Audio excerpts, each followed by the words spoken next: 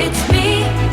Hi. Hey guys, I'm Reverie Fantasia, and today we're diving into the incredible journey of Taylor Swift, one album at a time. From her country roots to her pop anthems, and even the indie masterpieces that redefined her career, we'll explore the stories, emotions, and inspiration behind every single one of them. And trust me, there's a lot more to Taylor's albums than just the hits.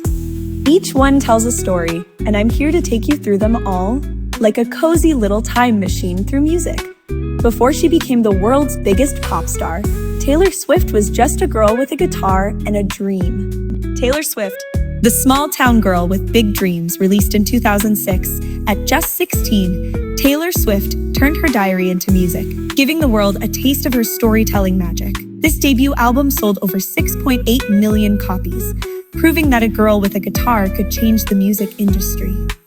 Fearless, the album that made her a superstar.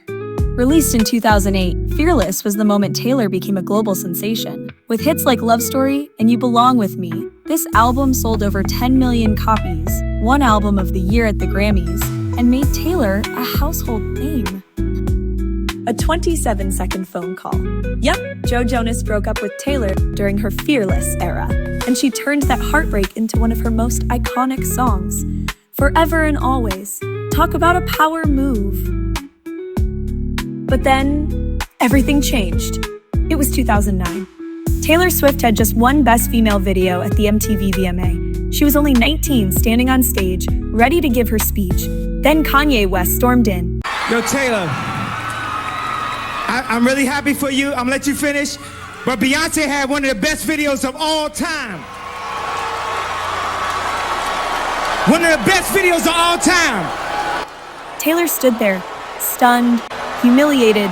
That moment, it haunted her for years. But instead of breaking her, it fueled something inside her, a fire that would define the rest of her career. Speak Now, the album she wrote alone, released in 2010, every single word, every melody, Taylor wrote it all by herself.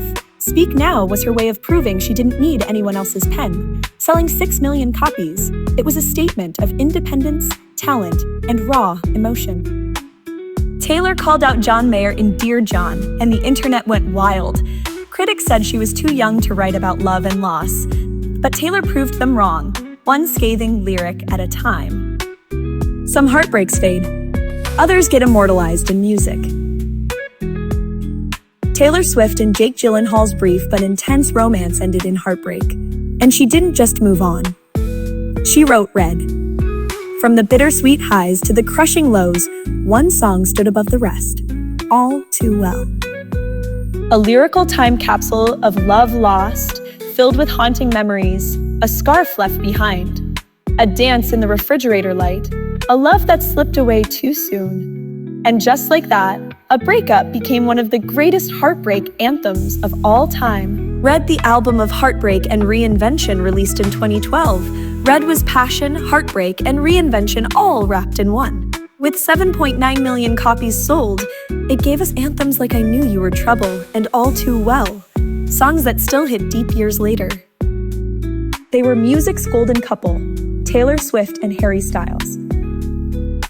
The world watched as they laughed, strolled through Central Park, and lived a romance straight out of a fairy tale. But behind the flashing cameras, cracks began to show. A whirlwind love, a snowmobile accident, and then silence. Then came the music. Taylor's lyrics hinted at heartbreak, passion, and the lessons learned. Style, Out of the Woods. Fans dissected every word. Harry had his own side to tell. Was it fate? Was it just a moment in time? One thing was certain, this love story was far from forgotten. 1989. The pop revolution released in 2014, a full pop transformation. 1989 shattered records, selling over 14.7 million copies worldwide.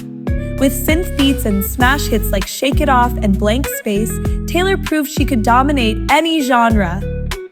Then Kim Kardashian leaked an edited phone call, making Taylor seem like a liar. The internet turned against her. #TaylorSwiftIsOverParty trended. Headlines branded her a snake. It was brutal. And then Taylor Swift disappeared. No interviews, no tweets, no Instagram posts, no Tumblr updates. She didn't just step away, she erased everything.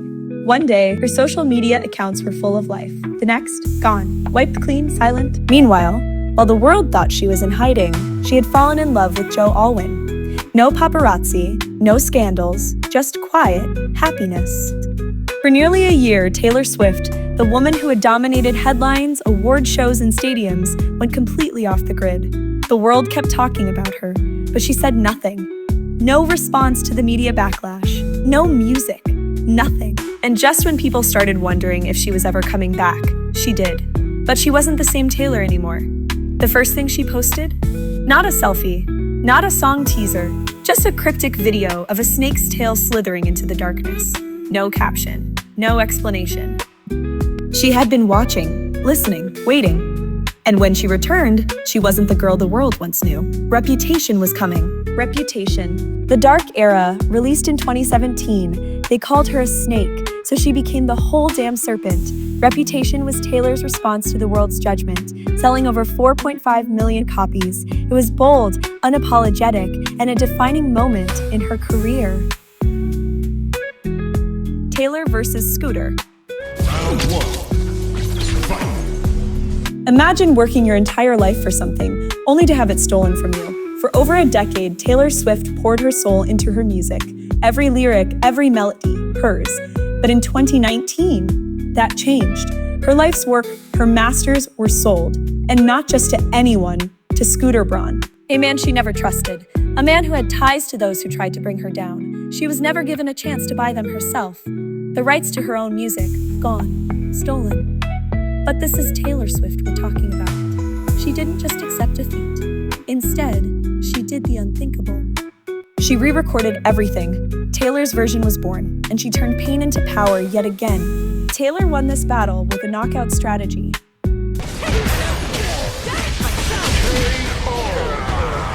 Lover, the album of love and freedom. Released in 2019, after the storm came color and light. Lover was Taylor's return to joy and self-expression.